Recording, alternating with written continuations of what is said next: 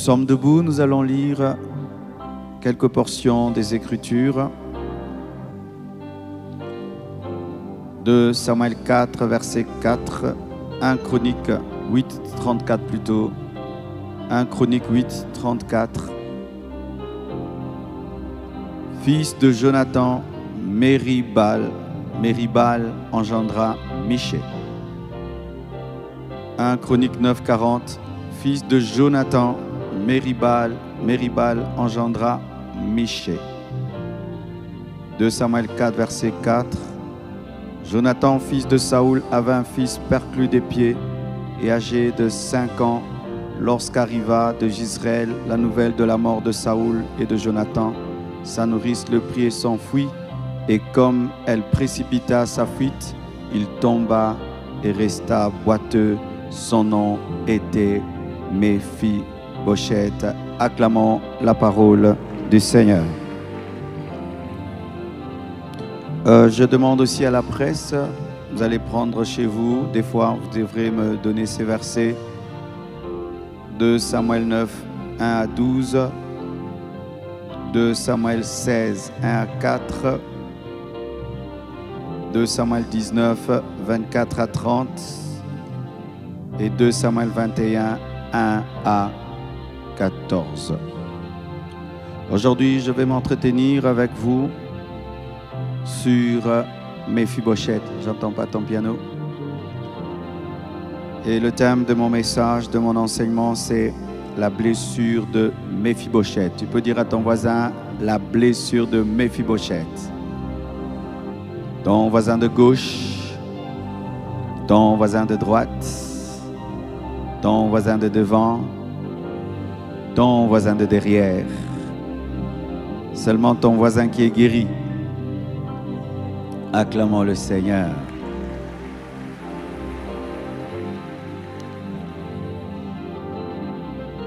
Beaucoup d'entre nous connaissons l'histoire de Méphibosheth. C'est parmi les plus grandes histoires de la Bible, très racontées par les prédicateurs. Et je ne sais pas moi-même combien de fois j'ai prêché dans ma vie sur Méphibosheth. Mais vous savez, la Bible est tellement vaste.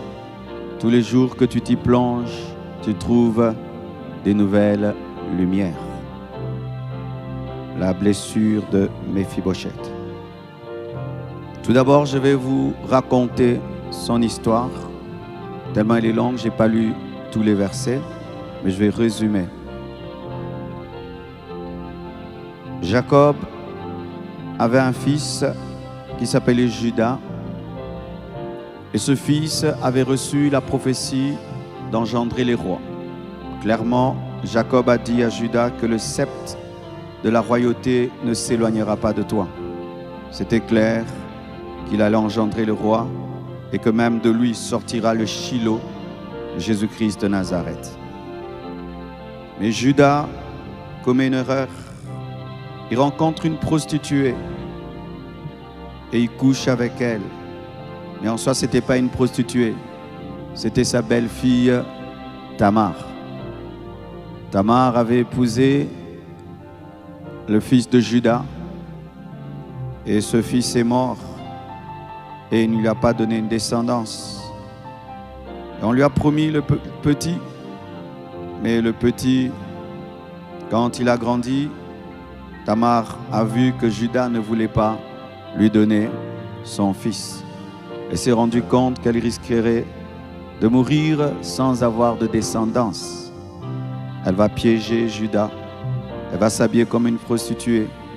Et Judas avait une vie d'impudicité, parce que tu ne peux pas aller comme ça vers une prostituée, c'était une habitude. Et là, il sort avec Tamar sans savoir que c'est sa belle-fille. Et Tamar lui demande de lui laisser son bâton, son seau, son cordon. Et il part. Quelque temps après, il envoie son serviteur, son ami, et lui dit, il va payer cette prostituée. Il arrive, il ne la trouve pas. Et alors, il oublie. Il pense que c'est une histoire banale. Des temps après, Tamar est enceinte. Les gens commencent à dire comment elle peut être enceinte alors qu'elle n'est pas mariée. Elle a commis l'impudicité, on veut la lapider, lui faire du mal et on l'amène auprès de Judas. Et elle dit, celui à qui appartient ce bâton, ce cordon et ce sceau, c'est celui qui m'a engrossé. Et c'était Judas. Et Judas dit qu'elle n'était pas fautive. Mais cela avait déplu à Dieu. Lui qui devait engendrer le premier roi d'Israël n'a pas engendré le premier roi d'Israël. Le premier roi d'Israël est sorti de Benjamin. Benjamin n'avait pas reçu la promesse royale. Benjamin avait reçu la promesse de la force, d'engendrer des grands militaires, des militaires aguerris, très adroits. Ils étaient capables de tirer de la droite et de la gauche et pouvaient calculer un cheveu. C'était ça leur promesse, veiller sur les rois. Mais comme celui qui avait la promesse royale avait péché, la promesse était retardée. N'aimez jamais le péché. Le péché retarde le plan de Dieu. N'aimez jamais le mal retarde le plan de Dieu. Et là, Dieu suscite un roi. Il le prend en Benjamin, Saoul. Saoul n'était pas de Juda. Saoul était benjamite. Et Saoul avait un fils qui s'appelait Jonathan. Jonathan aimait beaucoup David et David aimait beaucoup Jonathan. David était de la tribu de Juda mais n'avait pas la royauté. Jonathan était benjamite, il était le prince, celui qui devait être le roi après Saoul. Mais David n'était pas dans tout ça. Il aimait Jonathan. Et Jonathan n'était pas aussi dans ces guerres tribales. Il aimait David. La Bible dit que leur amour était plus grand que l'amour qu'un homme a pour une femme. Un amour fort, intense. De sorte que lorsque Saoul tentait de tuer David, c'est Jonathan qui les prévenait. Il était prêt à lâcher son père pour son ami David. La destinée de Jonathan, c'était peut-être demain être le ministre de David, lorsque David serait roi. Mais il avait un problème, il était très lié à son père. Il avait des émotions plus fortes que la révélation. Et il s'est plus attaché à son père à la fin de sa vie. Et ils sont allés avec Saoul à la guerre. Lorsqu'ils vont en guerre avec Saoul, Saoul voit que les Philistins sont en train de l'encercler. Il demande qu'on le tue. Et Jonathan aussi est tué. Le père et le fils meurent le même jour. Saoul meurt, Jonathan meurt. Lorsque Saoul et Jonathan meurent, on va l'annoncer. Et c'est là que l'histoire de Méphibosheth commence. On va l'annoncer dans la famille. Jonathan est mort, Saoul est mort. Et vous êtes la famille royale. Et on sait en ces temps-là, lorsque le roi meurt et son fils meurt, on va vous exterminer. Et il y avait un enfant, Méphibosheth, qui s'appelait aussi Méribal. Il avait deux noms, Méribal et Méphibosheth. Son premier nom, c'était Méribal, mais on lui a donné le nom de Méphibosheth et je vais vous expliquer pourquoi. Et la nourrice, on ne nous parle pas de sa mère, on ne nous parle pas de sa mère, on nous parle de sa nourrice. Et sa nourrice le prend et s'enfuit avec hâte, craignant des représailles, d'être exterminée. Et pendant qu'elle court, elle s'enfuit, elle fait tomber l'enfant qui avait 5 ans. Méphibosheth, Méribal, avait 5 ans. Et là, il tombe et en tombant, il se casse les 2 pieds. Et il devient infirme. Infirme, mais il n'est pas né infirme, il devient infirme. Et la Bible nous dit, lorsque David prend le pouvoir, remplace Saoul, comme il avait fait une alliance avec Jonathan, il va vers la maison de Saoul. Il dit, est-ce qu'il n'y a pas quelqu'un de la maison de Saoul, enfin que je lui fasse du bien? Et il parle à qui? À Tsiba. Tsiba qui était le serviteur de Saoul. Et Tsiba dit, oui, il y a quelqu'un, mais il n'est pas ici. C'est Méphibosheth, le perclus. Il est à Lodébar, chez Makir. Il savait depuis toujours qu'il était vivant. Il savait depuis toujours qu'il était dans un lieu perdu, car Lodébar veut dire lieu sans pâturage. Mais il ne l'a jamais cherché. Mais forcé par l'amour de David, de sa reconnaissance envers Jonathan, car si Jonathan n'était pas là, David serait tué par Saoul. Il dit à quelqu'un, il s'appelle Méphibosheth, il est à Lodébar, dans la maison de Makir. Et là, on va le chercher. Tu sais, lorsqu'un nouveau roi prend le pouvoir et on te dit qu'il te cherche, tu penses que tu vas mourir, n'est-ce pas? Donc tu ne t'attends pas à vivre. Tu penses que c'est fini, on est en train de nous exterminer. Donc on m'a suivi jusqu'ici, c'est fini, je vais mourir. Il n'attend pas à vivre. Et David l'appelle. Lorsque David l'appelle, Méphibosheth se prosterne devant David. Il dit, je meurs. Et puis il dit, ne crains pas. Il dit, je suis venu pour te restaurer. Je te donne tous les biens de Saoul. Tout ce qui est à lui, je te le donne. Et désormais, tu vas manger à ma table comme l'un de mes fils. Et lorsque il entend cela, il dit, qui suis-je? Je ne suis qu'un chien mort. Il s'appelle chien mort. Je ne suis qu'un chien mort. Mais David lui dit, tu vas manger à ma table. C'est ainsi que David demande à Tsiba de servir Méphibosheth. Il avait, je crois, 20 serviteurs et 15 fils. Ça faisait 35 serviteurs plus lui-même. Du coup, Méphibosheth se retrouve avec 36 serviteurs. Et vous connaissez l'histoire, la rébellion d'Absalom. Absalom se rebelle un jour contre son père David. David s'enfuit. Et lorsque David s'enfuit, Tsiba, le serviteur de Méphibosheth, poursuit David avec la nourriture. Il dit, pourquoi? Il dit, ça c'est pour toi, c'est pour les jeunes gens. Et puis David lui pose la question, où est ton maître? Où est Méphibosheth? Tsiba ment. Il dit, Méphibosheth, il est resté à Jérusalem. Parce que là, ton trône est en train de bouger. Il attend que Dieu puisse lui redonner le trône de Saoul. C'est-à-dire, c'est un rebelle. Il attend ta chute. Il parle au nom d'un perclus. Il parle au nom de quelqu'un qui ne peut pas se déplacer. Et David traverse une période terrible. Son fils veut le renverser. Et il juge sans sagesse, sans écouter. Et il dit à Tsiba, je te donne tout ce qui est à Saoul, je te donne tout ce qui est à Méphibosheth. C'est-à-dire que Méphibosheth est à la maison, mais on l'a déjà jugé, là où il ne peut pas arriver, parce que lui n'a pas de pied. Celui qui était devenu ses pieds va parler à sa place et contre lui, et il est jugé sans être là. Alléluia.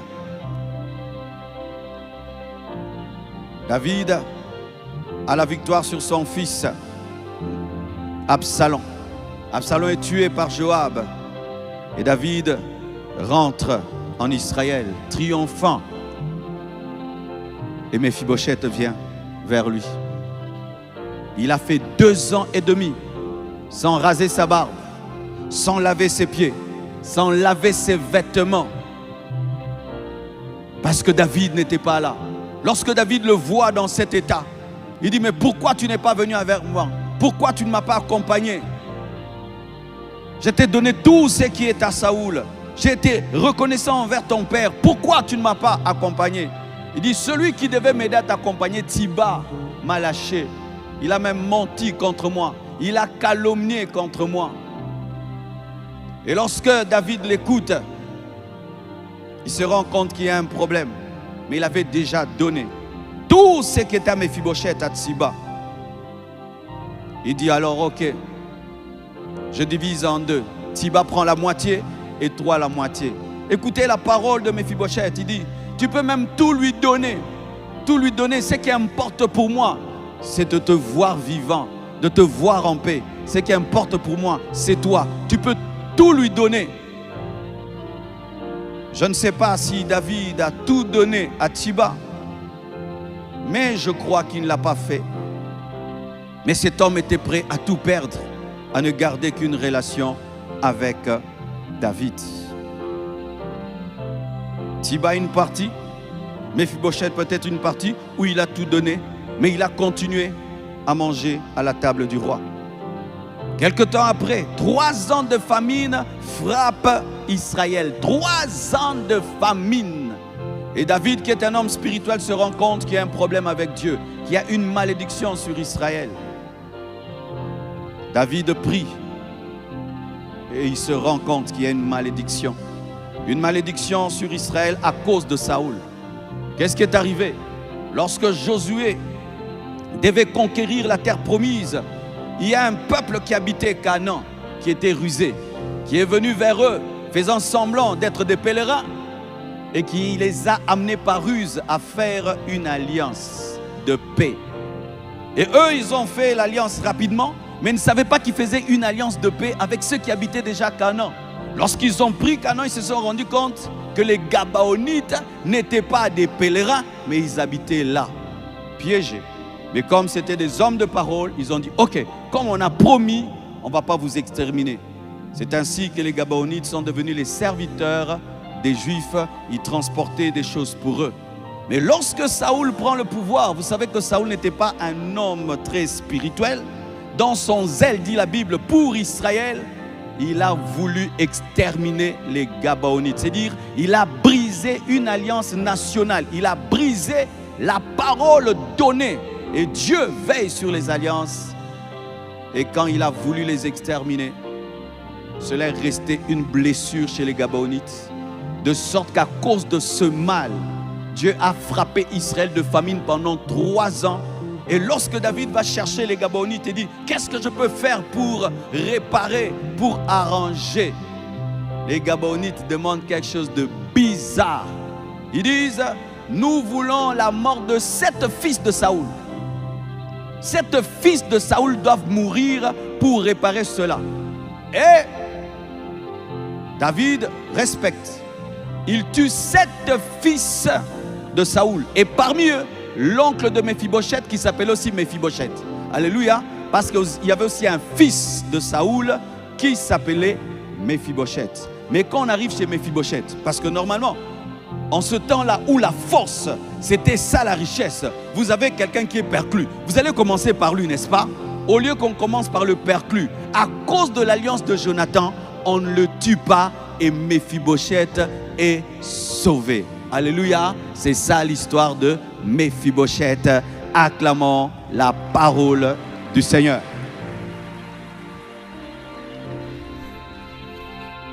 Qu'est-ce que cette histoire nous enseigne? Trop de choses. On pourrait même faire un séminaire de 7 jours dessus. D'abord, le nom. Il s'appelle Méribal. C'est le nom que son père lui a donné. Méribal.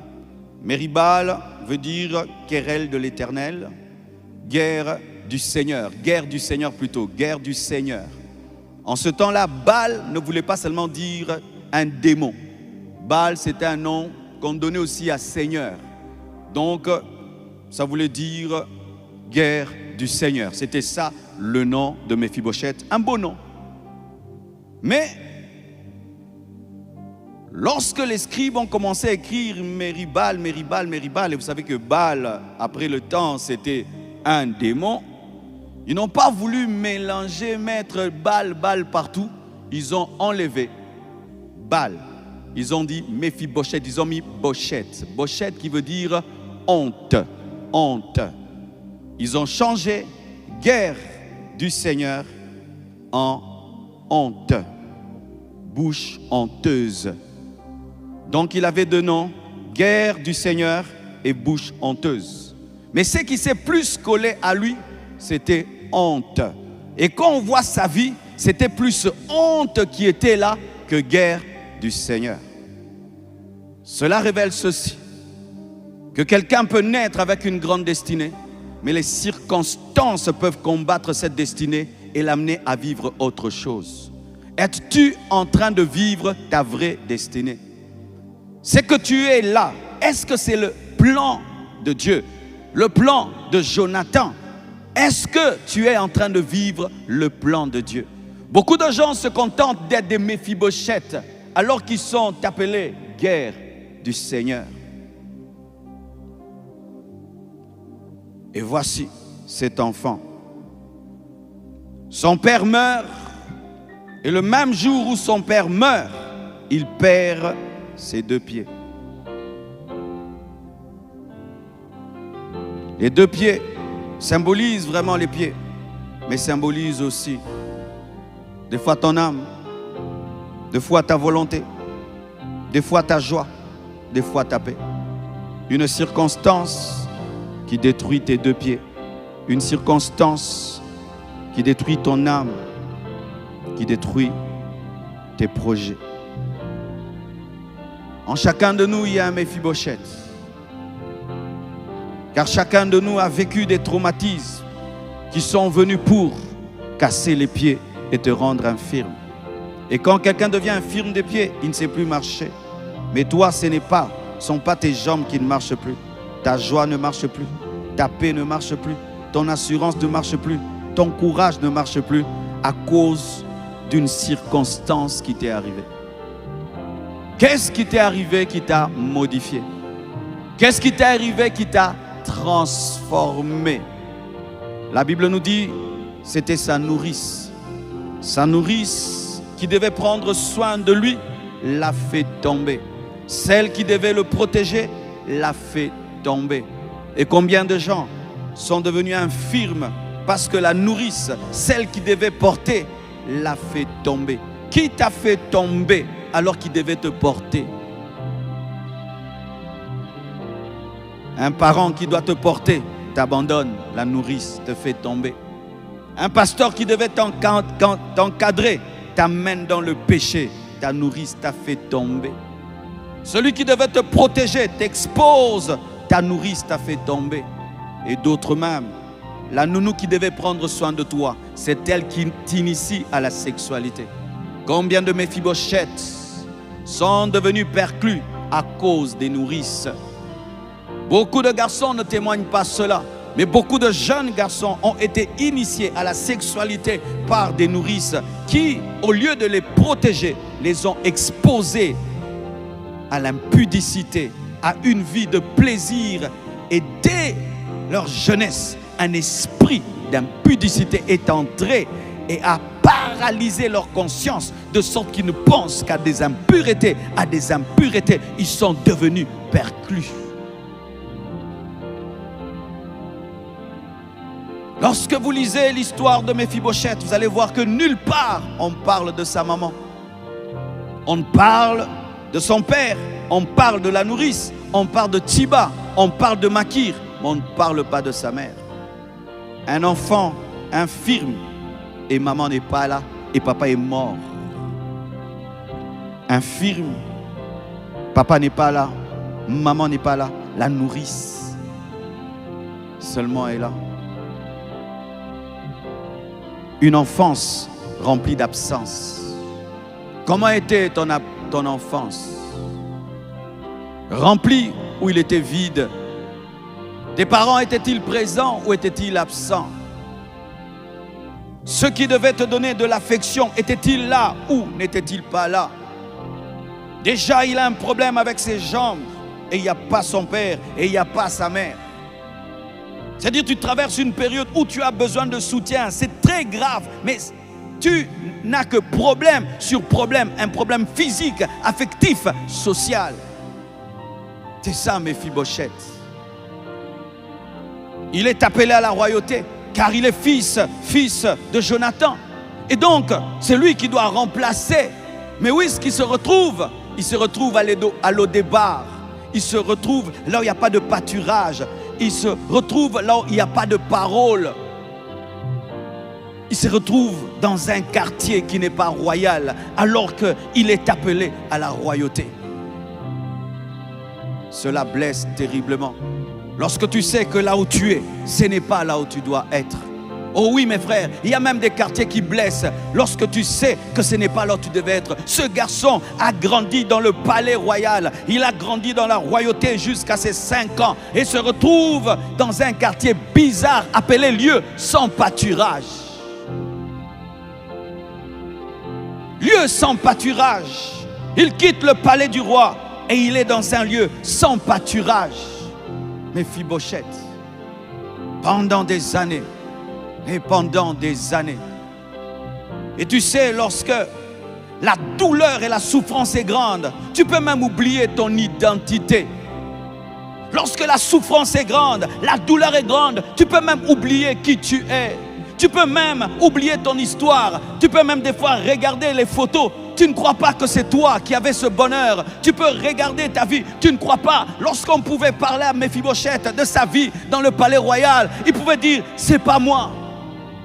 C'est pas moi. Lorsque ton passé est plus glorieux que ton présent, des fois, ton présent peut l'avaler. Comme la Bible nous dit que les 7 vaches maigres ont avalé les 7 vaches grasses. C'est-à-dire les temps de souffrance et de pauvreté te font oublier que tu étais un jour heureux. Méphibosheth, il se retrouve à Lo-débar. Il se retrouve dans un lieu abandonné, oublié, lui qui est le fils de roi. Ta famille a dégringolé. Ton statut a dégringolé. On t'a oublié. On t'a mis dans la poubelle de la vie.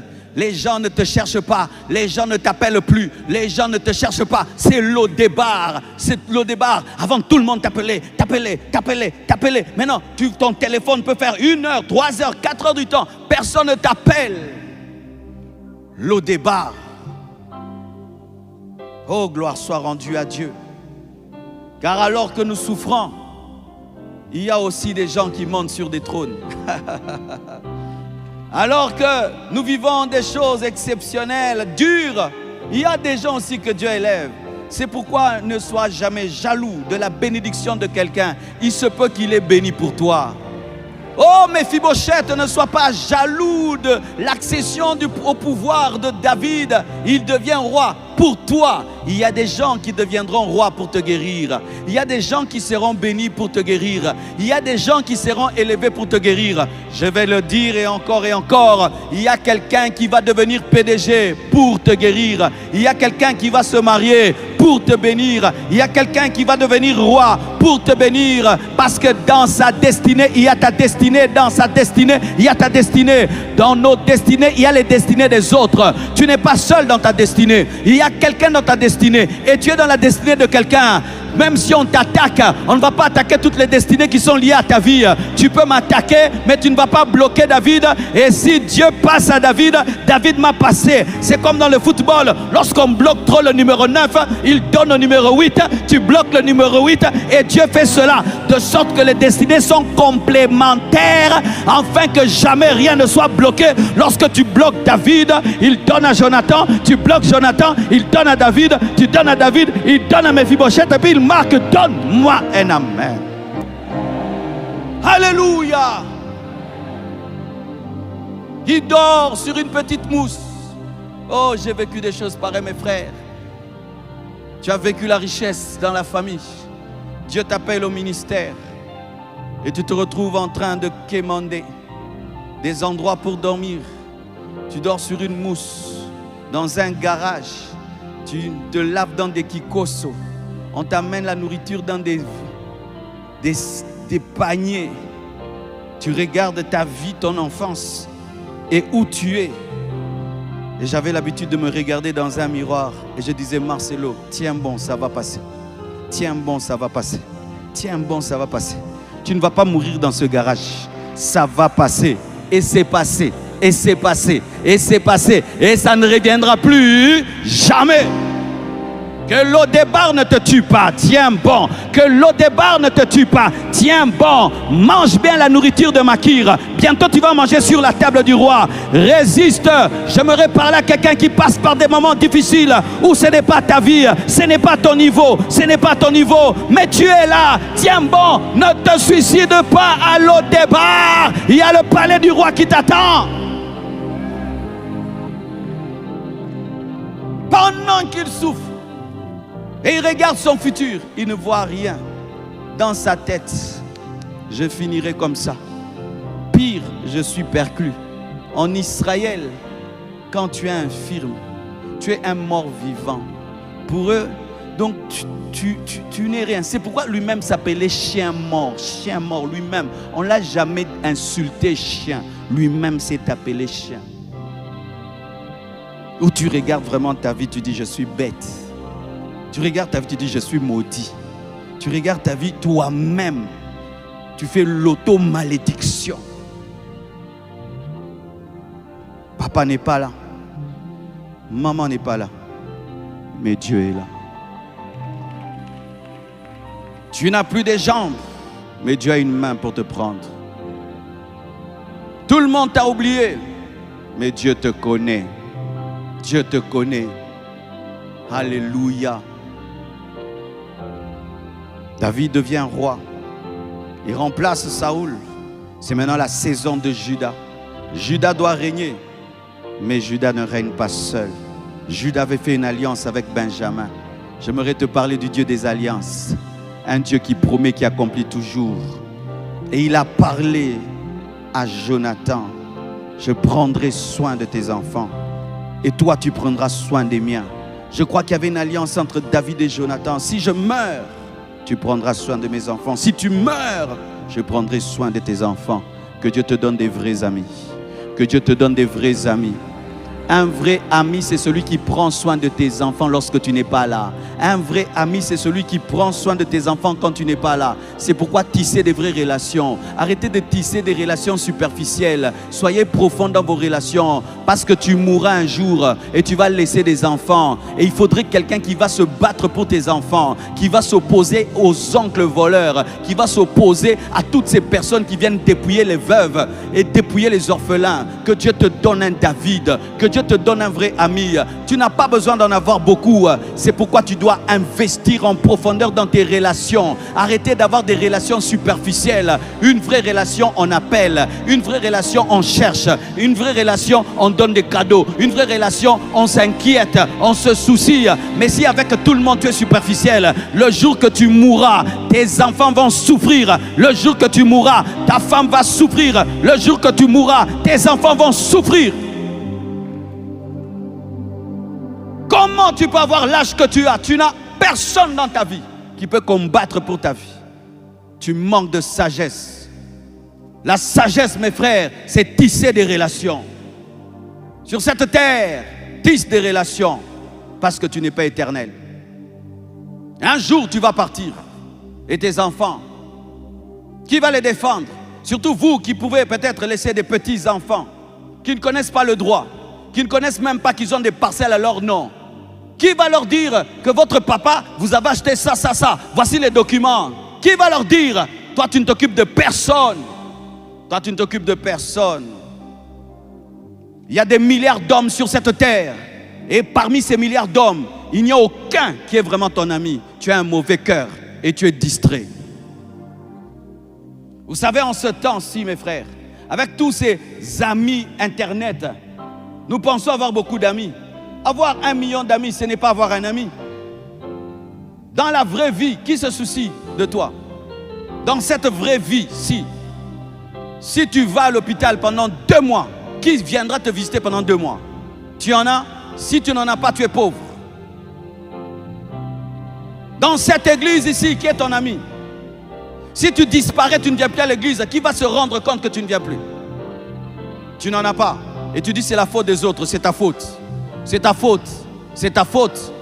On a une bouche pour tisser des relations. On a une bouche pour tisser des relations. L'amour de Jonathan David, c'était la bouche, la parole.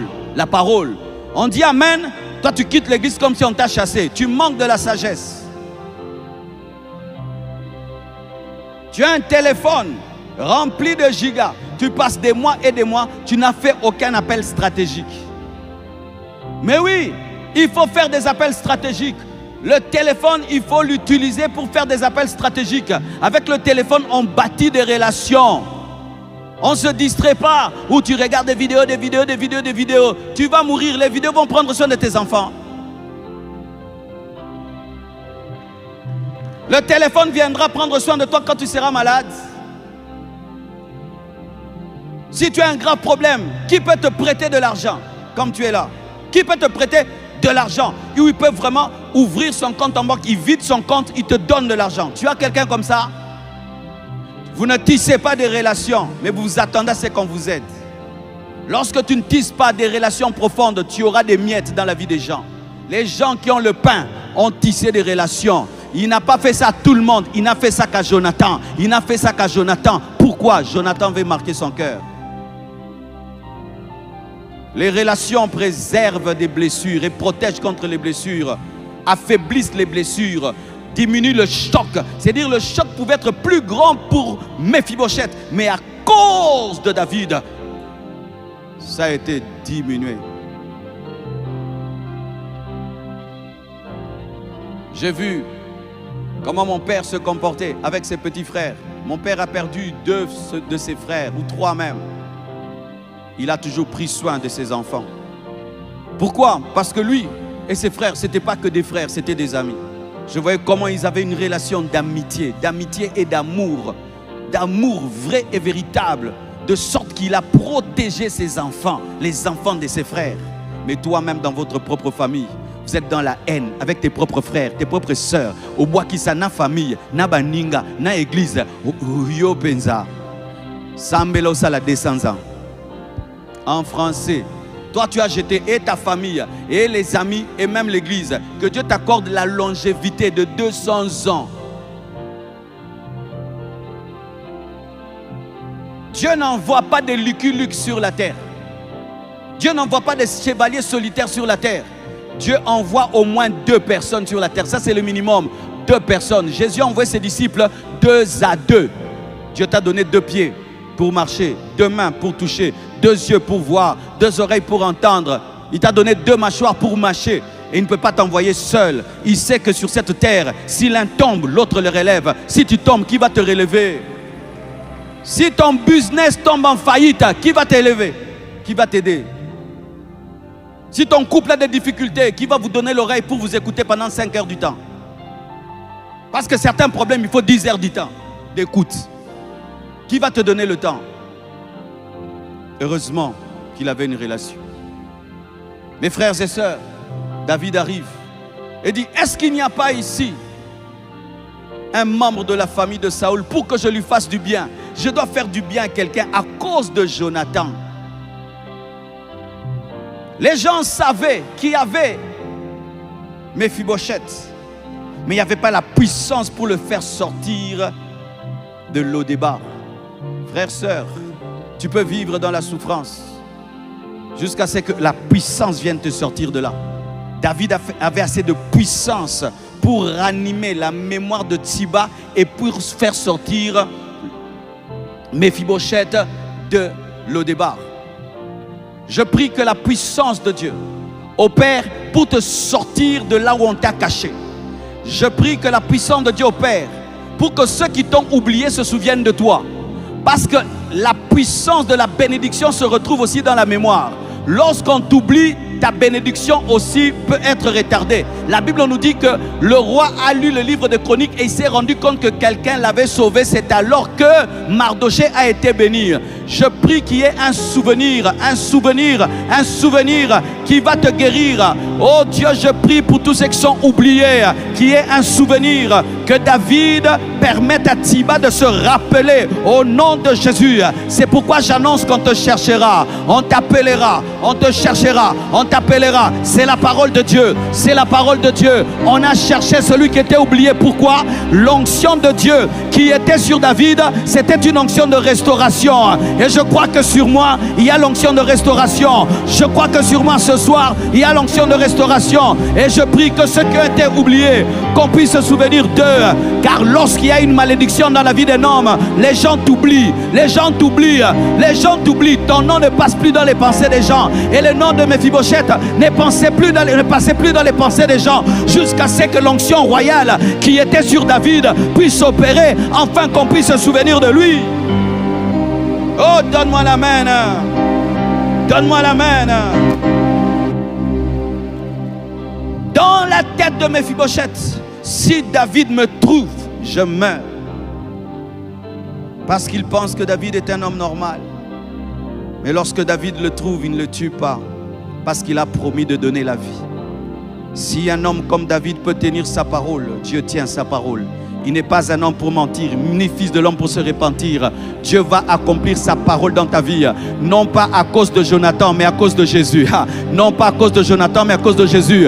Parce que dans ce texte, David est le père et Jonathan est le fils. Et Dieu agit dans ta vie à cause du fils. Non pas à cause de toi, mais à cause du fils. À cause de Jésus. À cause de Jésus. Non, même grâce à Jésus. Grâce à Jésus.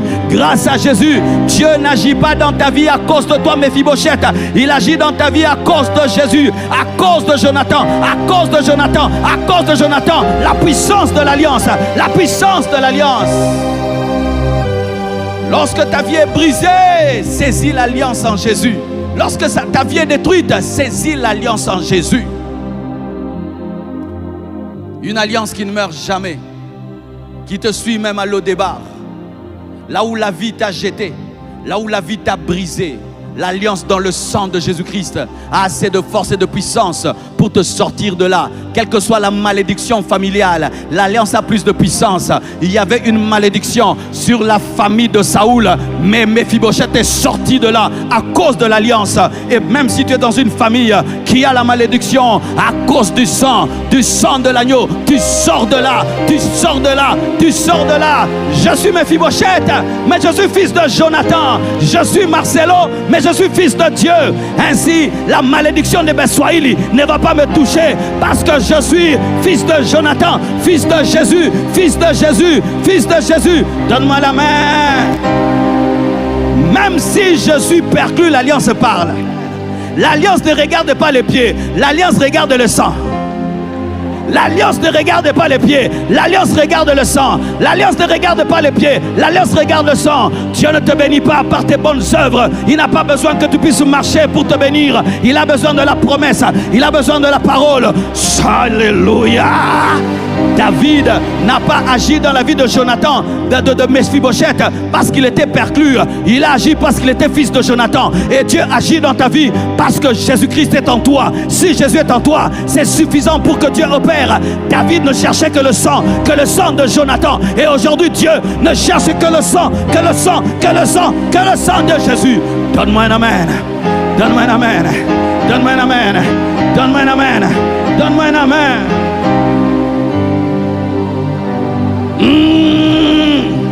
Je suis venu prêcher ce soir. Je suis venu donner la paix à quelqu'un, la joie à quelqu'un. La Bible dit il envoya sa parole et sa parole guérit. Cette parole va te guérir. Cette parole va te guérir. Cette parole va te guérir. Cette parole va te guérir. Et il vient. Il se prosterne devant David. Et David lui promet, tu vas manger avec moi.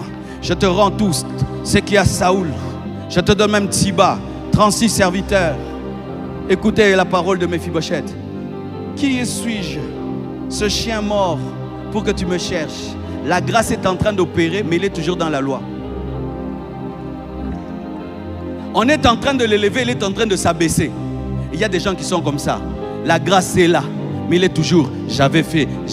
Dieu t'a déjà pardonné. Dieu t'a déjà pardonné. Mais toi, en pleine adoration, tu demandes pardon alors que Dieu t'a déjà pardonné.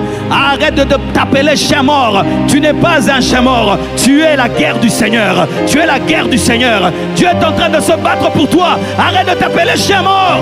Oublie tes erreurs. Oublie tes échecs. Oublie tes blessures. Oublie que tu es perclus. Oublie que ton père est mort. Que ta mère est morte. Oublie ton passé. Dieu veut le sortir de son passé. Lui, il parle de son passé. Tu t'appelles comment devant Dieu? Impudique? Non, tu étais impudique. Tu n'es plus impudique. Tu t'appelles qui? Magicien? Tu étais magicien. Tu n'es plus magicien. Paul le meurtrier ne s'appelait plus meurtrier. Il disait apôtre par la volonté de Dieu. Apôtre par la volonté de Dieu. Je suis ce que je suis par la grâce de Dieu. Je suis ce que je suis. Je suis ce que je suis. Je suis ce que je suis. Dis ce que tu es. Arrête de dire ce que la vie dit que tu es. Tu n'es pas un chien mort. Même si tu as le débat. Même si tu dors sur une natte, tu es grand. Même si tu manges qu'un pain, tu es grand. Même si tu as péché, tu t'es repenti, tu es grand. Arrête de te maudire toi-même. Arrête de te blesser toi-même. Arrête de te trouver indigne alors que Dieu te trouve digne. Arrête d'être plus dur avec toi que Dieu est dur avec toi. Il y a des gens, Dieu te pardonne, mais tu ne te pardonnes pas. Dieu croit en toi, tu ne crois pas en toi. Dieu t'appelle vaillant héros, toi tu dis je suis le plus petit de la petite famille. Il s'appelle chien mort. Mais malgré qu'il s'appelle chien mort, l'alliance est tellement puissante que le processus continue. Oh, Dieu va agir. C'est pourquoi il t'a parlé le premier jour, le deuxième jour, le troisième jour, le quatrième jour. Aujourd'hui encore il te parle. Pourquoi? Parce qu'il y a certaines personnes qui quittent l'Égypte, mais l'Égypte n'est pas sortie d'eux. Il faut 40 ans dans le désert pour les purifier. Hey! Il y a quelque chose que j'aime dans ce texte. Il est rétabli. Et celui qui était à Lo-Débar, on le met à la table du roi. Quand il est assis, en haut, il n'est pas infirme. En bas, il est infirme. Béni soit Dieu pour le mystère de la table. Dites, mystère de la table. La table du roi, en haut, tu es guéri. En bas, tu es malade. C'est à toi maintenant de choisir quelle perspective tu vas regarder. Moi, je ne regarde pas en bas de la table. Moi, je regarde en haut. Justifié, pardonné, justifié, pardonné, justifié, pardonné, justifié, pardonné. Je regarde pas le bas de la table, mais en haut, en haut. Tu es saint, en haut. Tu es juste, en haut. Ton nom est écrit dans le livre de vie en haut. Mais en bas, pécheur, impudique, voleur. Mais moi je choisis en haut. Sous la table c'est ton passé. Sur la table c'est ton présent. Sous la table c'est ton passé. Sur la table c'est ton présent. Le mystère de la grâce. Le mystère de la table. Le mystère de la grâce. Le mystère de la table. Le top. Donne-moi la main. Ça veut dire quoi? Je ne suis pas parfait, mais je suis accepté. La table ne l'a pas guéri, mais la table l'a reçu. La table ne l'a pas guéri, mais la table l'a reçu. C'est pourquoi Jésus ne nous déclare pas innocents, mais Jésus nous justifie. Déclarer innocent, c'est dire que tu n'as jamais volé. Dieu n'a jamais dit que tu n'as jamais volé. Dieu a dit que tu as volé, mais il a pris sa justice, il t'a donné. Justifié, justifié, justifié. Assis sur la table, en bas, je suis perclus. En haut, je suis guéri. Alléluia. Et la Bible ne dit pas, tu vas manger avec moi aujourd'hui, tous les jours. Pourquoi? Fréquenter le roi fait entrer en toi l'esprit royal, ou même réveille en toi l'esprit royal. C'est pourquoi la Bible dit, approchons-nous du trône de la grâce avec assurance. Lundi, mardi, mercredi, jeudi. Aujourd'hui tu entres, tu ne crois pas, mais demain tu vas croire. Après-demain tu vas croire. Chaque fois qu'il mangeait à la table du roi, il y avait la réforme, le renouvellement, le renouvellement, le renouvellement. Au début, il mangeait avec peur.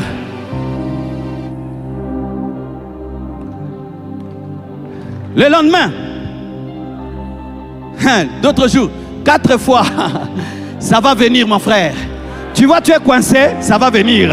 Tu ne sais pas dire amen, ça va venir. Tu n'as pas la joie, ça va venir. Ça va venir, ça va venir. Car tu as une place en permanence à la table. En permanence à la table. En permanence à la table. En permanence à la table. Dieu, des fois, pour te guérir, il te révèle que tu es seulement grand. Lui se prend pour un petit chien, mais Dieu envoie un roi le chercher. Imagine comme là, tu es dans un quartier bizarre. On voit seulement le cortège, un cortège entre. Banamoura entre. Ou, chez vous, Mbenseke numéro 42. Pim, pim, pim, pim, pim, pim, pim. Et puis le président s'arrête là. Et puis dit, je suis en train de chercher le frère Bivens. Même si les gens jouent avec toi, rien que ça. Que bah, le président est venu le chercher. Bivens, ah Bivens. Mephibosheth, il y a plus que le roi David qui t'appelle. Il y a le roi des rois, le Seigneur des seigneurs qui t'appelle. Viens me servir. J'ai un plan merveilleux pour toi. Dieu te connaît par ton nom. Même si personne ne te considère, personne ne te respecte, parce que tu n'as pas fini les études, parce que pour eux tu n'es pas beau, parce que pour eux tu n'es pas belle, parce que pour eux tu as commis un scandale, parce que pour eux telle et telle chose te sont arrivées. Le roi te connaît. Le roi te connaît. Le roi te connaît. Le roi te connaît. Dieu te connaît. Dieu aime faire des grandes choses dans la vie des gens qui se trouvent petits.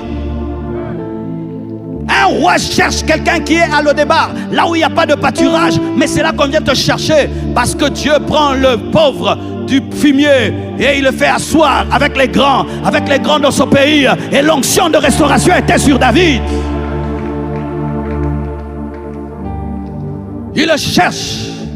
Il lui donne son héritage, il lui donne des serviteurs, il le fait asseoir à sa table et il a commencé à manger. Sa vie a commencé à changer, ses habits ont changé, son visage a changé. Mais un jour, une rébellion, un jour, le trône de David commence à trembler. Son fils couche avec sa sœur, Amnon couche avec qui encore? Tamar. Absalom tue Amnon et Absalom se rebelle. Achitophel rejoint l'armée d'Absalom et David fuit. Celui qui t'a sauvé, qui t'a sorti de Lo-Debar, qui t'a fait asseoir sur la table, fuit. Sa vie est perdue. En bon quinois, tu dis, mon ibilo quand on bandit le sous. Dans une malédiction. Ne te maudis pas parce que les temps et les circonstances ont changé. Ce n'est qu'une nouvelle étape de ta vie. Ce n'est pas que les choses sont revenues. Dieu veut t'enseigner autre chose. Il pensait que ça va maintenant. Tout va bien aller. Son David puissant, fort. David fuit. David fuit. Tu mets ta confiance. Tu dis, tu as cherché le travail des années. Et puis on t'engage dans une entreprise. Et puis un jour, faillite. Le PDG dit, je rentre aux États-Unis, je ferme l'entreprise. David a fui. Et vous savez, quand David s'enfuit, Tsiba, qui devait veiller sur Mephibosheth, l'aider à aller avec David, ne le fait pas. Vous savez pourquoi? Tsiba n'aimait pas Mephibosheth. C'est pourquoi il n'a jamais parlé de lui. Il y a des gens qui parlent de toi parce qu'ils sont forcés. Fais très attention au Tsiba. Ce sont les gens qui acceptent ton élévation malgré eux. Ce n'est pas qu'ils aiment ça, mais ils n'ont pas le choix. David est roi, il te demande, il doit faire. Sinon, il aura des problèmes. Faites attention aux gens qui sont avec vous parce qu'ils doivent être avec vous sans vous aimer. Ils chercheront l'occasion, la faiblesse pour vous trahir. Qui étaient les pieds de Mephibosheth? Tsiba. Les pieds de Mephibosheth le lâchent et les pieds vont seuls vers David. Faire quoi? Sa propre publicité. Prends la nourriture. Est-ce que c'était sa nourriture? C'était la nourriture de Mephibosheth. Mais il utilise la nourriture de Mephibosheth pour détruire Mephibosheth. Et on lui dit, où est ton maître? Il ment. Pourquoi? Tu es infirme. Toi, tu ne peux pas arriver là-bas. Il y a des gens qui te calomnient là où tu ne peux pas arriver. Ils ont des accès à certains endroits, ils parlent du mal de toi. Les Tsiba. Les Tsiba, ce sont des gens qui utilisent leur accès auprès du roi pour détruire les Mephibosheth. Les gens qui utilisent leur accès auprès du pasteur pour te détruire toi qui es au fond de l'église. Mais il y a Dieu au ciel. Il y a Dieu au ciel. Il y a Dieu au ciel. Il y a Dieu au ciel. Il y a Dieu au ciel. Il y a Dieu au ciel. Il y a Dieu au ciel. J'aimerais parler à toutes les personnes ici. On est en train de te critiquer dans des endroits, te calomnier dans certains endroits. Dieu est là-bas. Là on te calomnie. Dieu est là-bas. Là on te calomnie. On est en train de détruire ton témoignage. Dieu est là-bas. Dieu voit. Dieu voit. Toi qui calomnies Mephibosheth, Dieu voit. Toi qui détruis les gens qui comptent sur toi, Dieu voit. Et ça blesse. Tu es faible. Tu n'as pas ces moyens. Mais les gens qui ont ces moyens, au lieu de t'aider, te détruisent. Et dans la tête de David, il dit Mephibosheth est un ingrat. Tu aimes, mais on dit que tu es ingrat. Tu es une personne bien, mais on dit que tu es mauvais. La calomnie porte un fruit. David fait un jugement. Il le juge sans le voir. Est-ce qu'on juge quelqu'un sans le voir? Sans le voir, David juge. Il commet les mêmes erreurs que Saoul. Il dit, je prends ce qui est à ton maître, je te donne. Et en ces temps-là, quand le roi parle, c'est comme Dieu. Il se retrouve pauvre. Il n'a toujours pas de pied. Il n'a plus de Tsiba.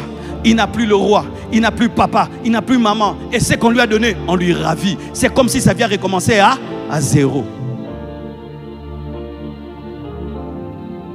C'est quand tu vois quelqu'un qui dit Nalembi, Nalembi, Nzamazouanga, je suis fatigué, que Dieu me prenne. Pourquoi ça recommence toujours à zéro? J'ai cru que ma vie allait monter. Voilà encore à zéro. Et là, tu es déjà habitué au palais du roi.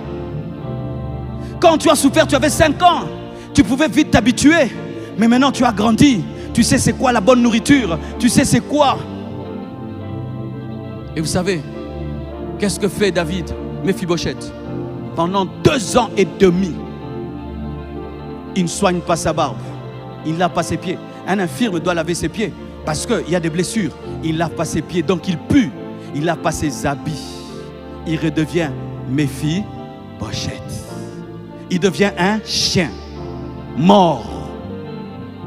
Pendant qu'on le détruit là-bas, il n'a plus rien.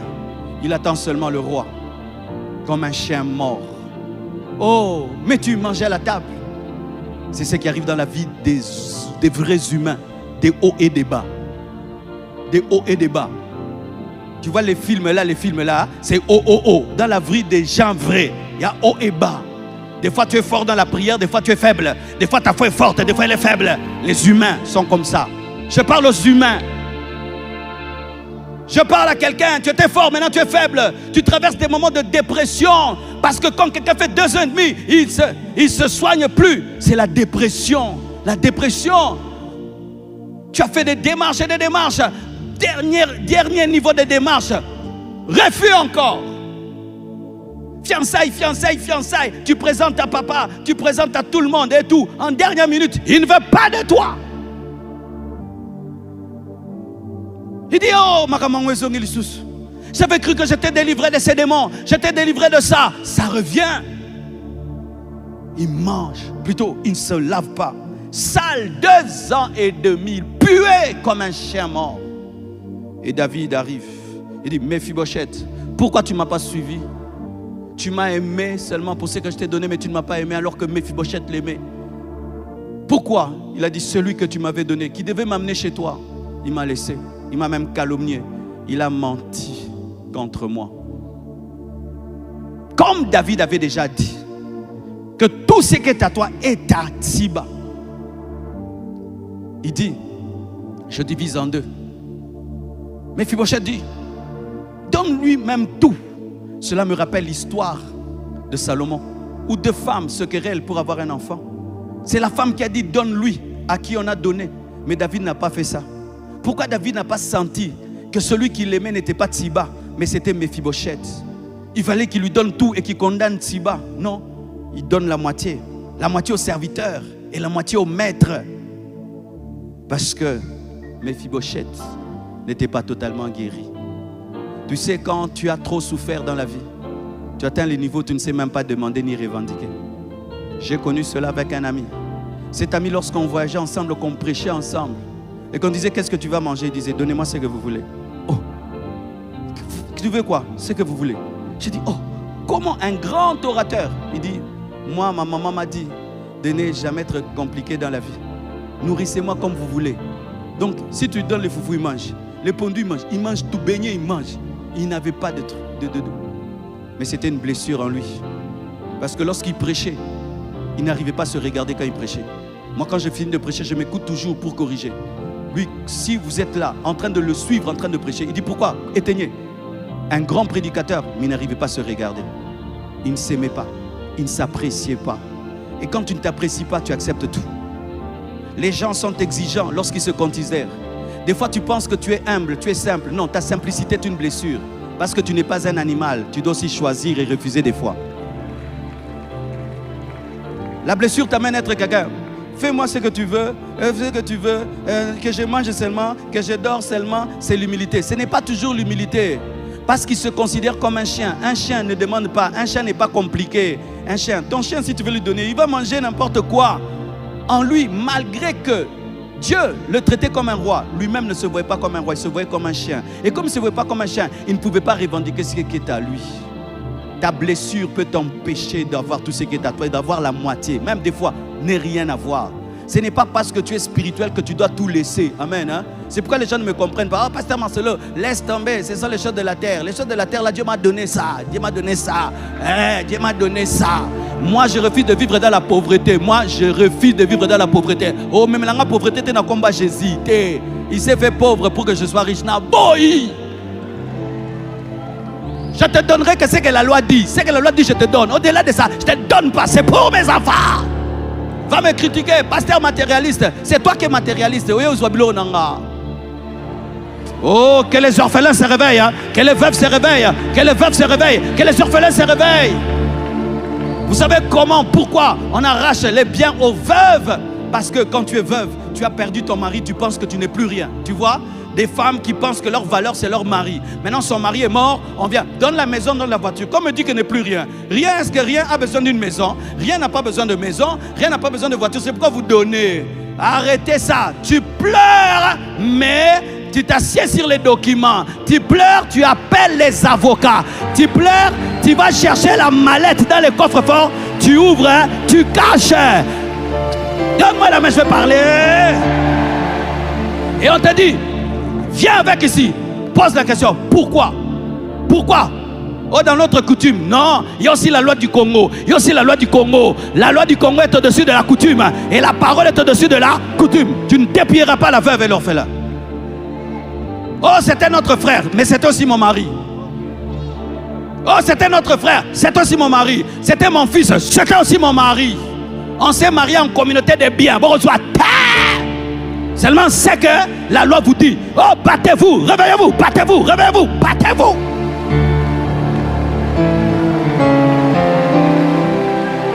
C'est pourquoi je dis toujours à mes frères, n'épousez jamais une femme zololo, zololo, zololo, bilela, lela, zololo. Épousez une femme courageuse, une femme intelligente, une femme qui se bat. Et on ne va pas la dépouiller. Et donne-moi la main, hein. Je suis en train de prêcher ici tous les jours, 40 jours de prédication. Et puis, Carabo, ah, dis donc. N'épouse pas une femme seulement parce qu'elle est belle. Épouse aussi une femme qui est intelligente, une femme qui est bagarreuse, une femme qui n'a pas peur de la sorcellerie, une femme qui n'a pas peur de ça. On l'a maudit sans effet. On l'a maudit sans effet. Car il est écrit que la malédiction sans cause n'a pas de... N'épouse jamais. Redonne-moi la main. N'épouse jamais une femme qui a peur des sorciers. On va la dépouiller. Et si tu es une telle femme, va changer. Va changer. Va changer. Si vous êtes marié en communauté de biens, va changer. Mais séparation. D'ailleurs, aujourd'hui, j'aimerais vous dire ces choses qu'on prêchait dans les églises. Oh, il faut que les chrétiens se marient toujours en communauté de biens. Ce n'est pas un verset biblique. Avant de te marier en communauté de biens, regarde les environs, les environnements et les environs. J'ai parlé en parabole. Alléluia. Oui, oui, oui, oui, oui. T'es dans le Kotana. Donne-moi un amen. Vous n'êtes pas obligé de vous marier en communauté de biens. Si tu vois que c'est bizarre, séparation. Séparation. Moi, mes enfants se marieront en séparation. Déjà, je leur dis tous les jours. Vous quoi? Papa, séparation. Très bien. Après moi, vous quoi? Papa, séparation. Parce qu'elle peut... tombée amoureuse d'un avocat. Un pauvre avocat, mais la tête remplie des articles qui va devenir riche derrière ta fille.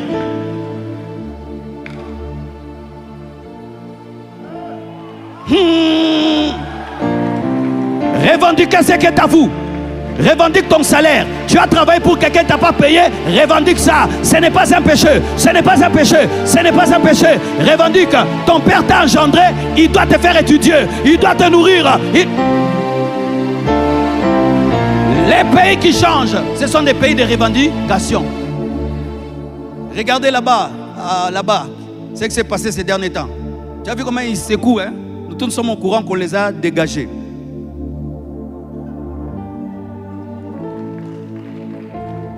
Comment eux ils ont un esprit pareil? Mais toi, tu peux construire ta maison en bonne et due forme. On vient, on la casse. Tu pleures. Tu as tous les documents, tu as tout. Tu t'arrêtes là. Oh, Satan m'a attaqué. Toi aussi attaque-les.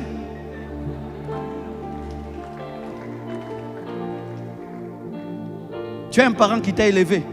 Il s'achète des habits et des habits ne payent pas les études. Coco, toc, toc, toc. Bonjour papa. Je dois étudier. J'ai fini, je dois aller à l'université. Oh mon fils, attends. Papa, avec tout le respect que je te dois, mais tu as acheté encore une nouvelle chaussure. Oh, toi tu ne savais pas? C'est pourquoi tu n'étudies pas. Regardez souvent, les gens qui revendiquent ont souvent les choses. Ceux qui ne revendiquent pas, on vous oublie. La spiritualité, ce n'est pas seulement se taire, c'est aussi revendiquer ce qui est à toi. C'est revendiquer ce qui est à toi. Tu arrives à un niveau où tu te contentes de tout. Tu sais qu'une blessure peut te donner un mauvais mariage. J'accepte seulement.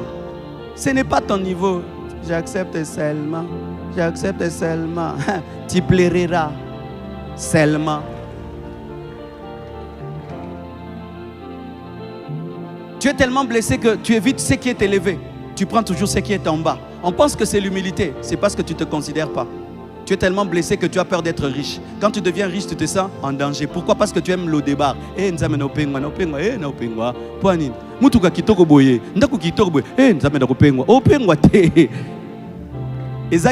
Bill Gates. En français. Tu as seulement une belle maison, une belle voiture. Tu commences à craindre que tu vas aller en enfer. Tu vas abandonner Dieu. Alors que ta belle voiture là et ta belle maison, c'est la guérite de Bill Gates. C'est la maison de son Sekiriko. Mais lui, il est à l'aise. Mais toi, chrétien, tu es mal à l'aise.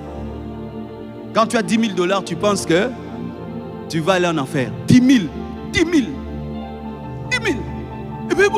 C'était ça, Mephibosheth. Mephibosheth ne sait pas vivre dans la richesse. Il est à l'aise, à rien à voir. C'est vrai qu'on prend ce qui est à lui, on donne à Tsiba. Mais on lui donne quand même la moitié. Lui-même dit, donnez-lui tout. Lui, il aime seulement ne rien avoir. Il y a des gens comme ça. C'est quand il n'a plus rien qu'il dit bon, oui, tu aimes bien sortir tes poches. Quand on te demande l'argent, tu aimes sortir les poches comme ça. Et tu as la joie de ne rien avoir parce que tu n'as rien à donner. Tu es content. Quand tu as l'argent, tu te sens en insécurité. Quand tu as tout dépensé. Bon, mais c'est lui. Mephibosheth. On te propose un contrat, des millions. Tu dis, vous voulez me faire entrer dans une loge. Ça c'est quoi? L'occultisme, la magie? Non, c'est la bénédiction. Un homme riche veut t'épouser. Ongolianga.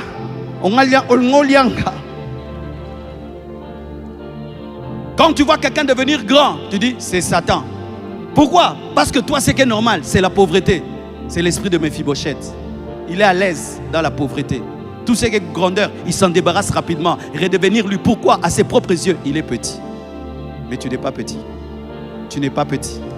Tu n'es pas petit. La preuve que tu n'es pas petit. Le jour que les Gabaonites viennent réclamer la mort de 7 fils de Saoul. 7, symbole de la perfection. Lorsque David va maintenant dans la maison de Saoul, afin de briser la malédiction de 3 ans sur Israël. C'est-à-dire que c'était un grave problème. Il faut un sacrifice. Les Gabaonites ont demandé un sacrifice de sang. David va dans la maison de Saoul pour tuer les gens, pendre les gens. il prend 7 personnes. Et parmi ces personnes, l'oncle de Méphibosheth, qui avait le même nom que lui, mais qui n'avait pas la même alliance. On tue les 7 personnes, on les pend, sauf Méphibosheth, malgré qu'il est perclus. Pourquoi il n'est pas perclus? Méphibosheth, ce sont les gens qui sont grands, mais qui s'ignorent. Ce sont les gens qui ont de la valeur, mais qui s'ignorent. Ce sont des gens, quand ils dorment, il y a des anges autour d'eux, mais ils dorment en ayant peur. Ce sont des gens qui ont des grandes promesses, mais qui ne savent pas. Ce sont des hommes qui transportent une présence, mais ils ne savent pas. Ce sont des hommes qui ont un grand avenir, mais ils ne savent pas. Parce qu'ils se regardent dans le miroir, ils se définissent selon le miroir, alors que ce n'est pas le miroir qui te dit qui tu es, c'est la parole, c'est la parole, c'est la parole, c'est la parole, c'est la parole. Donne-moi un amen, hein? Toute ma vie, on m'appelait Moukoussé. Toute ma vie. Moukoussé, Marcelo, Moukoussé, Marcelo, Moukoussé. Quand j'étudiais à l'école, jamais je me tenais derrière. C'était toujours la première rangée. Bata Moukoussé, Liboso. Toutes les photos de l'école, toujours devant. Jamais je n'ai eu quelqu'un, je les regarde en haut ici. Et on t'a mis ça dans la tête. Et tu sais, comme vous êtes enfant, Moukoussé veut dire aussi que vraiment tu n'es rien. Quand quelqu'un est grand, lui, il va jouer au football, basketball. Ah. Quand j'ai donné ma vie à Jésus, mes frères, j'ai senti ma démarche a changé. J'étais mince avant, 45 kilos, mais je marchais comme ça. Et quand je marchais, on me disait, Man of God. Je me sentais lourd. Au point un jour, quelqu'un m'a dit, toi, tu te prends pour qui? Pour un archange? J'ai dit non, je suis l'ambassadeur plénipotentiel du gouvernement céleste dans cette maison. Oh, ce n'est pas le miroir qui te détermine, c'est le miroir de la parole. C'est le miroir de la parole. Méphibosheth, tu n'es pas un chien, tu es un prince. Et un jour, alors qu'on dormait, mes frères, je me suis vu. J'ai vu le vrai moi en esprit. Je dormais et j'ai vu mon esprit. Géant, donc géant jusque là-bas, costaud, lumineux. Il y a des puits. Lobanao Talio, je me connais, je sais qui je suis, plus que vainqueur en Jésus-Christ, assis à la droite de Dieu le Père, en Jésus-Christ de Nazareth, lavé, justifié, pardonné, sanctifié, ouah, avec un grand avenir, et cela ne vient pas des hommes, cela vient de Dieu. Méphibosheth, 7 personnes sont mortes pour toi. 7 personnes sont mortes pour toi. Et Jésus est mort pour toi. Pour que tu n'ailles pas en enfer. Le jugement de Gabaon, c'est l'enfer. Saoul a commis le péché. Le salaire du péché, c'est la mort. Mais la grâce gratuite est en Jésus. Les autres meurent parce qu'ils n'avaient pas l'alliance avec David. Mais à cause de Jonathan, Méphibosheth est épargné. Méphibosheth est l'ombre de la vie chrétienne. Méphibosheth est l'ombre de l'église. Des personnes faibles mais qui mangent à la table du roi. Des personnes faibles mais qui ont reçu la grâce. Des personnes qui à cause de quelqu'un d'autre vont ailleurs. À cause de l'œuvre de Jésus. Sans que je commette des œuvres, je me retrouve épargné. Méphibosheth ne savait pas qu'il était le résumé de la grâce.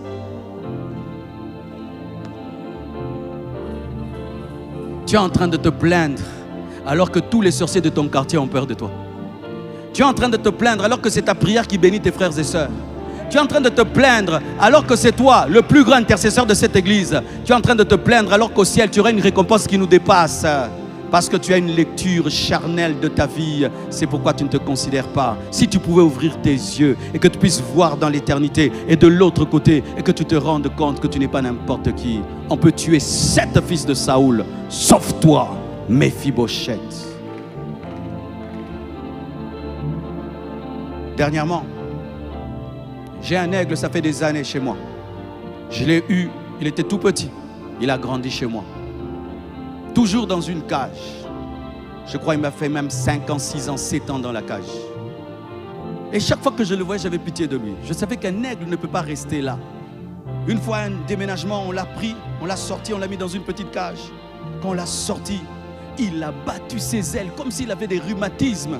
Tu sens que c'est un animal qui est fait pour s'envoler. Mais il était là, chez nous. Nous, on était heureux de voir l'aigle, mais lui, il souffrait.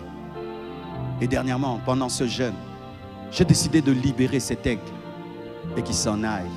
Dans ma tête, je pensais que cet aigle Et on se préparait qu'on va le libérer, mes frères.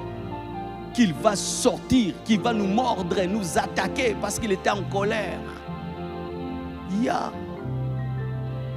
Frère, l'aigle, on ouvre la porte. Il ne sort pas. J'ai cru quand c'est bon d'aller ouvrir.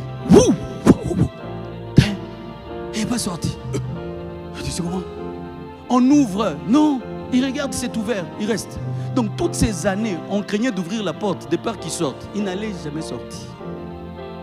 Vous savez ce qu'on a fait? On prend un bâton. Sors! Il refuse de sortir de sa prison. Et puis j'ai eu une idée. Prenez un seau, jetez sur lui. On a jeté un seau et puis on l'a tiré. Il est sorti dehors. Quand il est sorti dehors, j'ai cru qu'il allait s'envoler. Nous tous là, on était prêts là, en train de regarder qu'il va se jeter sur nous. Non, il est resté à côté de la cage. Et il regardait la cage. Il veut remonter dans la cage. J'ai dit ça, c'était un poussin, une poule ou un aigle. Il est resté là, tourné là l'aigle. Je devais aller à l'église. Moi, je m'attendais à vivre une expérience, un aigle qui quitte la cage et qui s'envole, même filmer ça, rien. Jusqu'à ce que je suis allé à l'église, je l'ai laissé à côté de la cage, il veut monter. Quand je rentre, la première chose, où est l'aigle? Elle dit, l'aigle, il a sauté là, et puis il a sauté là, il est parti.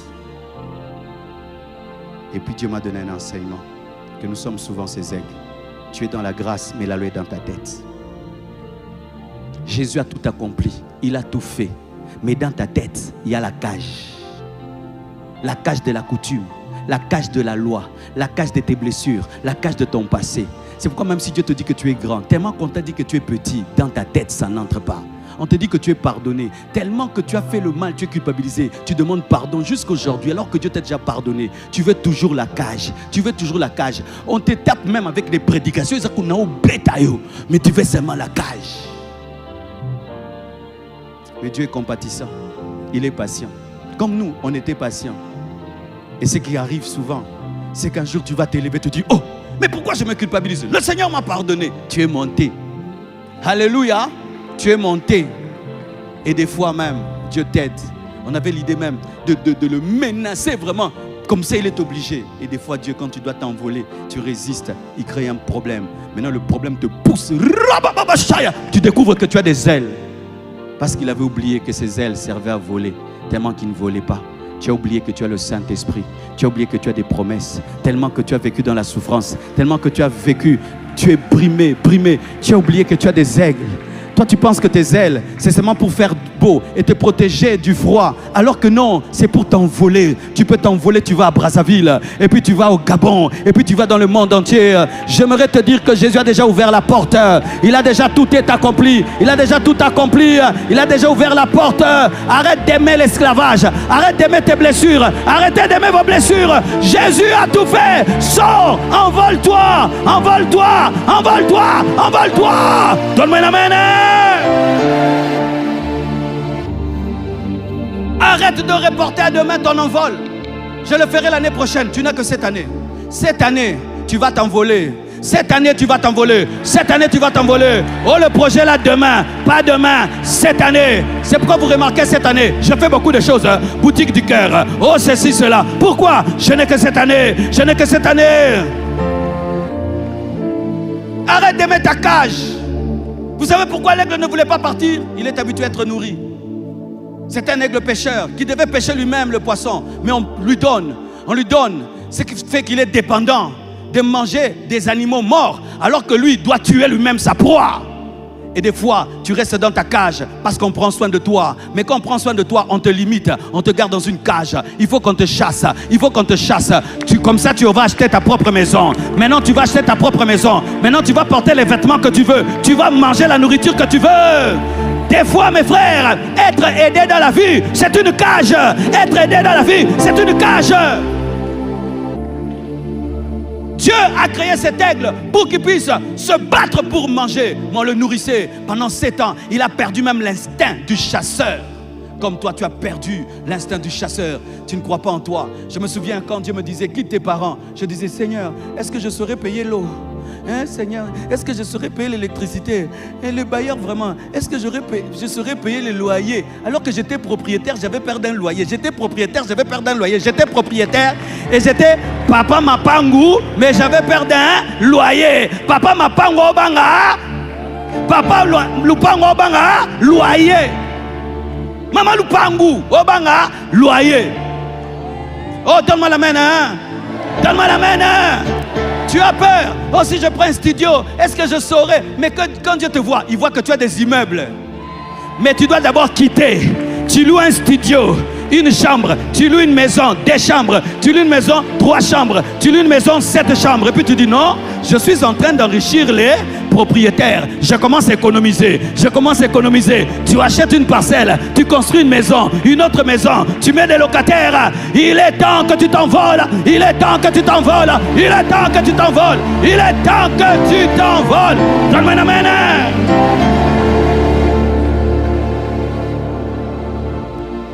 Prends un poisson, jette-le dans l'eau. Le mécanisme que Dieu a mis en lui va se manifester. Prends un oiseau, jette-le. Du coup, ça va se manifester. Et Dieu, des fois, pour te guérir, il te met dans une situation où tu es obligé de révéler qui tu es. Cet aigle-là pensait qu'il était un oiseau normal, alors que c'était le roi des oiseaux. Pourquoi? Parce qu'un homme a pris soin de lui et lui a tout donné. Mais en prenant soin de lui, il a détruit sa nature d'aigle. Qu'est-ce qui détruit ta nature d'aigle? Tu sens toujours en toi que toi tu es un leader, un pionnier. Et tu dois risquer, mais on te calme toujours. Oh, yopé, hein? Yopé, yopé. On est en train de fermer l'aigle qui est en toi. Envole-toi. Au début, ça va être difficile. Au début, tu auras peur. Mais la nature divine qui est en toi va se manifester. Et tu vas découvrir que tu as perdu ton temps en ayant peur.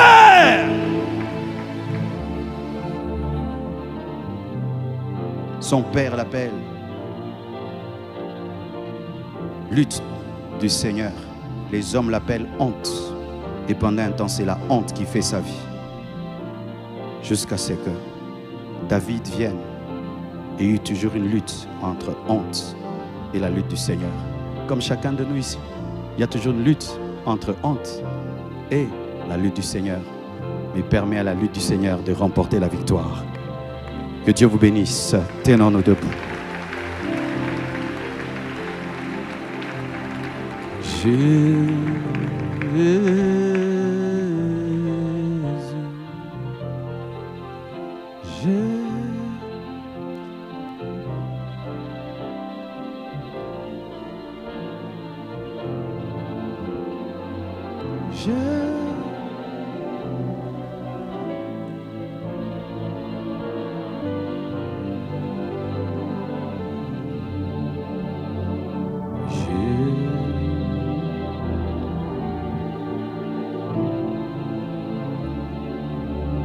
ce message t'a touché, tu as besoin de la grâce de Dieu. Approche-toi, je vais prier pour toi. Tu es présent. Tu es présent.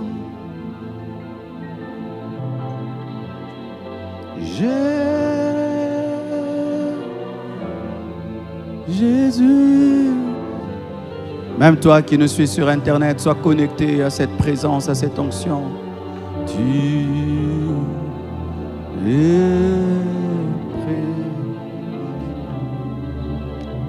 présent, présent. Tu es présent, présent.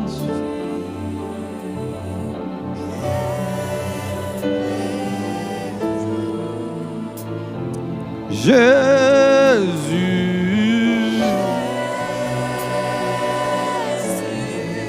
Jésus, tu es présent.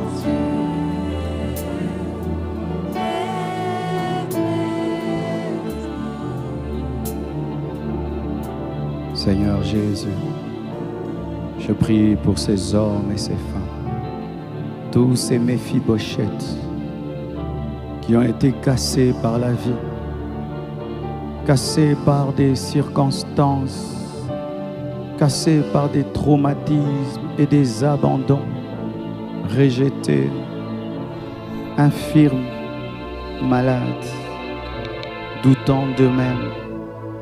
Seigneur, je te supplie, étends ta main dans leur vie.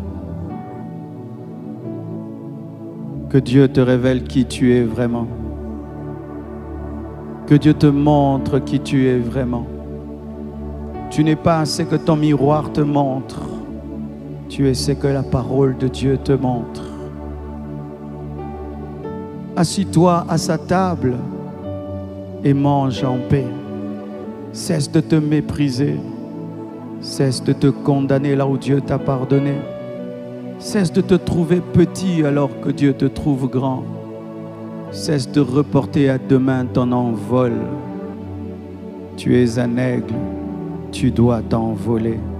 Tu es un aigle, tu dois découvrir des nouveaux horizons. Le Seigneur est venu briser tes limites. Le Seigneur est venu parler à ton cœur. Il est venu guérir ton cœur qui était blessé par des circonstances fâcheuses. Il y a une onction de guérison ici. Il y a une guérison ici. Il te donne la force. Il te donne la paix. Il te libère du découragement. Non, tu n'es pas maudit. Tu n'es pas maudit. Tu n'es pas maudit. Tu n'es pas maudit. Ce n'est que la trajectoire de ta vie. Ce n'est que la trajectoire de ta vie. Tu n'es pas maudit. Essuie tes larmes, relève-toi. Vois cette porte que le Seigneur ouvre et engouffre-toi et sors et vas-y. Le Seigneur est avec toi. Et j'ordonne à tous les esprits qui parlent à ton cœur de se taire au nom de Jésus. J'ordonne à tous les esprits qui parlent à ton âme de se taire au nom de Jésus. J'ordonne à tous les esprits qui parlent à ton âme de se taire. Taisez-vous, taisez-vous, taisez-vous, taisez-vous. Quittez les pensées, quittez les pensées, quittez les pensées, quittez les pensées, quittez les pensées, quittez les pensées, quittez les pensées au nom de Jésus. Ta nourrice t'a fait tomber. Ceux qui devaient t'aider t'ont fait tomber. Ceux qui devaient t'aider t'ont accusé. Ceux qui devaient t'aider ont sali ta réputation. Ceux qui devaient t'aider t'ont combattu. Ceux qui devaient t'aider dans tes moments difficiles sont devenus des ennemis. Sache ceci, il y a David, il y a Dieu, il y a Dieu, il y a Jonathan, il y a Jésus. Ton équipe, c'est d'abord Jésus. C'est d'abord le Père, c'est le Saint-Esprit. Ta première équipe, c'est d'abord Dieu. Les hommes peuvent décevoir. Ils peuvent faire tomber nos vies. Ils peuvent faire tomber nos destinées par leur incapacité. Ils peuvent commettre des erreurs qui amènent des problèmes dans nos vies. Mais il y a un Dieu qui peut réparer cela. Il y a un Dieu qui peut corriger cela. Il y a un Dieu qui peut corriger cela. Assis-toi sur la table de la grâce et mange par la foi. Saisis toutes les promesses que Dieu te donne, car tu en es digne à cause de Jonathan. Ce n'est pas à cause de toi, mais c'est à cause de Jésus. Alors mange à ta faim, car tu es fils de Dieu, tu es héritier. Vous êtes bénis, vous êtes bénis. Amen.